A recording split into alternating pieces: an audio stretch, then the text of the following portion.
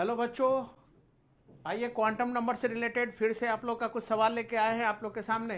ठीक है, क्या पूछ रहा है? Find out all the possible values of quantum numbers for the last electron in. यानी हम लोगों को सारे क्वांटम नंबर का वैल्यू निकालना है अंतिम इलेक्ट्रॉन के लिए। ठीक है, किसमें? पहला केस है 3d3। तो 3d3 है तो हम लोग को लास्ट इलेक्ट्रॉन का, 3 इलेक्ट्रॉन का नहीं निकालना, लास्ट इलेक्ट्रॉन का यानी तीसरा इलेक्ट्रॉन का सारे क्वांटम नंबर का वैल्यू निकालना है। तो आप लोग देख रहे हो कि पहले हम लोग क्या करेंगे, डी है तो डी में आप लोग जानते हो कि डी में कितने ऑर्बिटल्स होते हैं बाबू? डी में 5 ऑर्बिटल्स होते हैं आप लोग के। ठीक है, और डी का एल का वैल्यू कितना होगा? तो आप लोग जान रहे हो कि लास्ट इलेक्ट्रॉन का निकालना है तो हम लोग जान रहे हैं कि तीनों इलेक्ट्रॉन थर्ड ऑर्बिट में गया है तो एन का वैल्यू 3 हो गया। एल कितना हो जाएगा? तो डी के लिए आप लोग को बताए थे एल का वैल्यू कितना होगा? 2 होगा।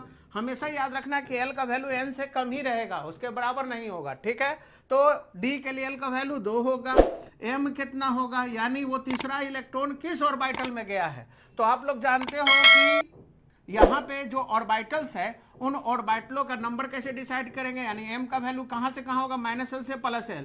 तो एल का वैल्यू 2 है तो ये -2 से शुरू होकर +2 या +2 से -2 भी आप ले सकते हो। तो -2 -1 0 +1 +2। ठीक है, ये 5 ऑर्बिटल्स है।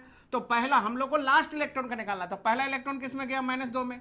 दूसरा कहाँ गया? -1 में। थर्ड कहाँ गया? 0 में गया। तो ये है आप लोग का लास्ट इलेक्ट्रॉन, यानी 3d3 के लिए निकालना था। तो ये first electron, second electron, third. तो थर्ड का एम का वैल्यू कितना हो गया? 0। और इसका स्पिन कितना हो गया? तो हम लोग देख रहे हैं कि क्लॉकवाइज डायरेक्शन में है ये, तो क्लॉकवाइज के लिए इसका वैल्यू कितना हो जाएगा? +½ हो जाएगा। इसी तरह से अगले सवाल में हम लोग देखें 4f4 है तो हम लोग जानते हैं कि f में टोटल कितने ऑर्बिटल होते हैं? 7 ऑर्बिटल होते हैं, है ना। 1 2 3 4 5 6 7। और f के लिए l का वैल्यू कितना होगा? तो हम लोग को लास्ट इलेक्ट्रॉन का निकालना है। तो n कितना हो गया? चारों इलेक्ट्रॉन फोर्थ ऑर्बिट में है तो इसका मतलब चौथा भी फोर्थ में गया होगा। l कितना हो गया? तो l का वैल्यू 3 होगा f ऑर्बिटल के लिए। m कितना हो गया, है ना। तो m कैसे निकालेंगे हम लोग? तो m का वैल्यू -L से +L जाएगा तो कितना हो जाएगा आप लोग का? -3 से +3। तो -3 है ना, -2 -1 0 +1 +2 +3। ठीक है, तो अब इस आधार पे क्या हो जाएगा? हम लोग का लास्ट इलेक्ट्रॉन यानी चौथा इलेक्ट्रॉन निकालना। तो पहला इसमें गया, दूसरा इसमें गया, थर्ड इसमें गया, फोर्थ इसमें गया, यानी 0 में गया। तो m का वैल्यू 0 और s कितना हो जाएगा आप लोग का? तो ऊपर में है तो ये +½ हो जाएगा।